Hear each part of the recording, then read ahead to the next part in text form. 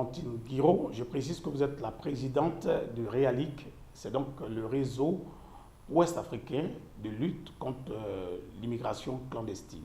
Alors, quelle est votre mission? Bon, nous avons 3 missions essentielles.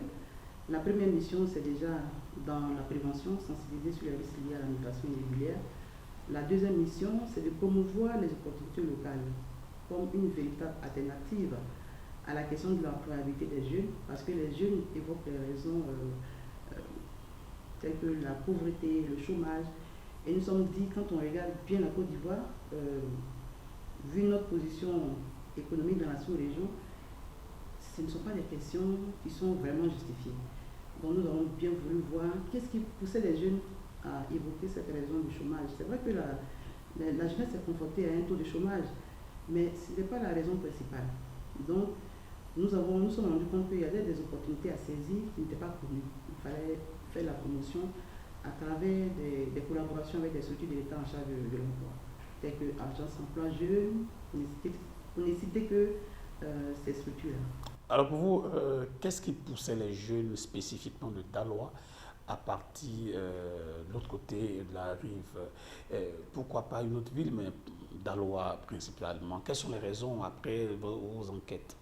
Alors, Daloa a une tradition de migration, hein. C'est une tradition. Pour ceux qui connaissent Daloa. Quand vous rencontrez les jeunes, quand vous échangez avec eux, qu'est-ce qu'ils vous disent? Vous prenez une famille, sur 5 familles, il y a un jeune qui a son frère, qui a sa soeur, qui veut aller, entre guillemets, derrière le son, on appelle derrière lui, c'est-à-dire qu'en Europe.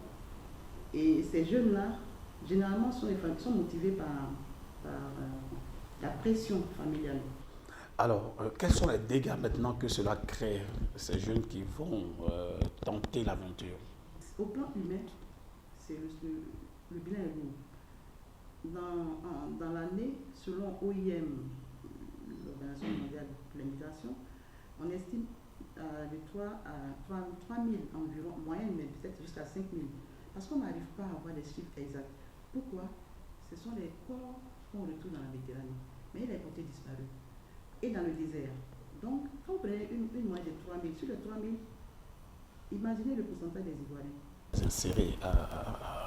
On leur dit que l'aide doit ne pas forcément de l'autre côté, mais en Côte d'Ivoire, on peut se réaliser. Est-ce que vous arrivez à insérer certaines personnes, par exemple? Nous n'avons pas les capacités de le faire, mais est-ce que nous faisons justement, nous sommes orientés ces jeunes avec les structures en charge de l'emploi, des structures de l'État, et puis certaines structures qui peuvent justement financer leurs projets, micro-projets. Ce que nous faisons, nous avons des coachings dans celui de nos missions.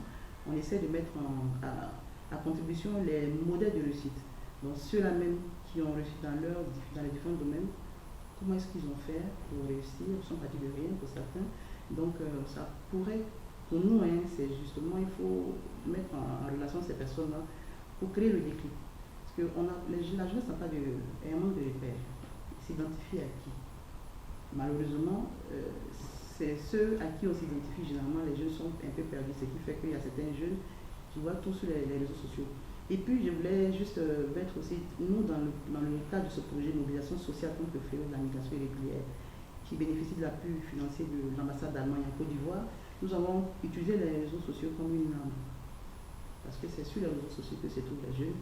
Il faut aussi être sur les réseaux sociaux pour montrer le revers, l'envers du corps, parce que du corps, en faisant intervenir des gens qui sont en Europe, qui survivent, des gens, ce qu'on veut faire croire que l'Europe, c'est pas forcément, on montre l'aspect chose, mais en Europe, il y a aussi des personnes qui vivent. Vous voyez, il y a une dame justement pour terminer qui a fait 20 ans, elle était récemment à un de nos ateliers qui nous a dit, en 20 ans, elle travaille à la mairie d'une commune en France.